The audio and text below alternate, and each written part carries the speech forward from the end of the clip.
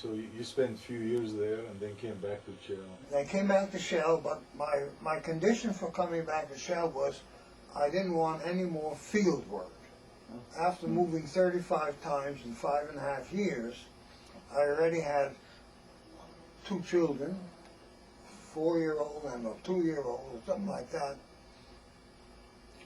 So I was re-interviewed for the laboratory, and things were just fortunate for me, because the laboratory was being called on for radiolocation devices for crews on land and sea. And the laboratory had bought radars, surplus radars. No one knew anything about it. So the laboratory took me, and I started on work on the big land radars, you know, the big truck-mounted radars. Develop a location system from that. Well, that was still young. Anyway, I got the radars working, and then marine work was just starting, real marine work. And that's when I gotten more involved with radiolocation methods. And you have the reprint of after we used LoRa, we used DECA,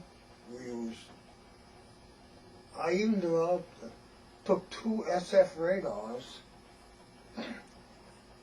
put them both on one ship, and put them both radars working on one scope. And the radars looked at 2 targets so you could triangulate. And I used that for location for the water crews. Not my crews.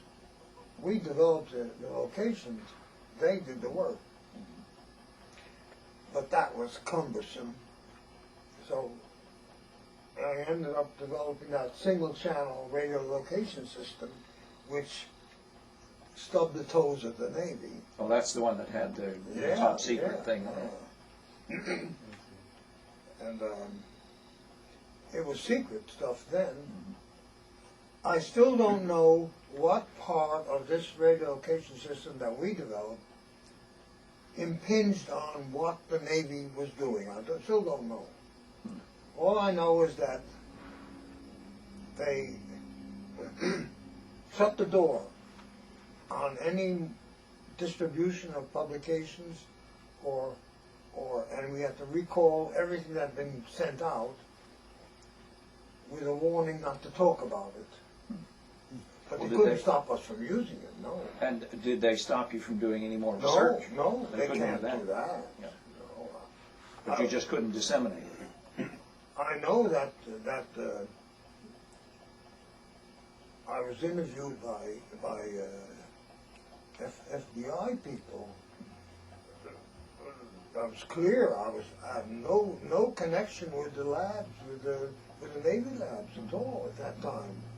You stayed with Shell till 1971, 72? 73. That's because mandatory retirement system they had? Mandatory retirement, yes. What kind of position you went up finally before you left Shell? Said you were... The last 10 or 12 years of Shell, I was taken out of the departmental group, and I was on the organization chart. You have the vice president in charge of exploration and production research.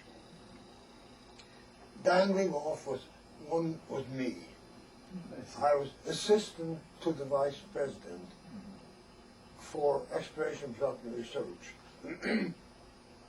I report directly to the vice president, not to the manager of exploration, manager of production, manager of this.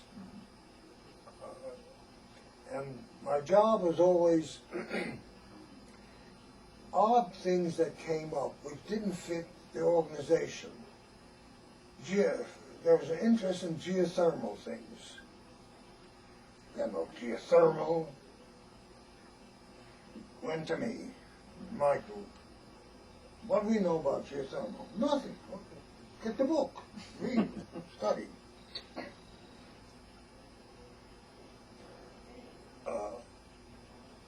Strength and materials for, can we possibly do seismic work while they're drilling? The drills go down deep. So it was fine with me. I was my own boss. Within reason, I could do what I thought I should do. It was the vice wasn't too damn busy to boss me. I had entry to him. I could walk in and out of his office just the same as the manager of production or manager of exploration or manager of this. It was wonderful. I traveled Europe twice a year, liaison with the Shell laboratories in Amsterdam, in The Hague, liaison with the work in Switzerland and so on. Any of those things that did not fit the departments. Yeah. I mean, you have some relationship with the CTBT, Comprehensive Test Ban Treaty, affiliation with Carl Romney. Shell received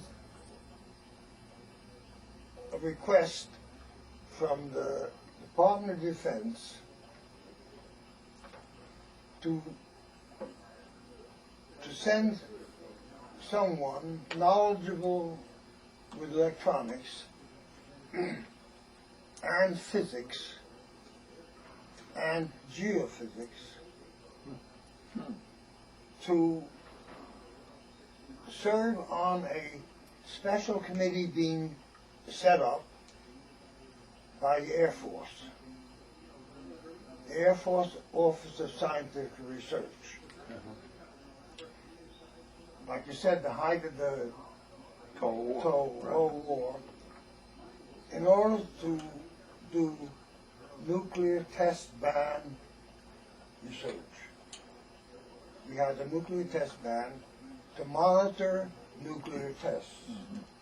The request from main head office in Shell in New York went to Houston, and from Houston to the head of the laboratory.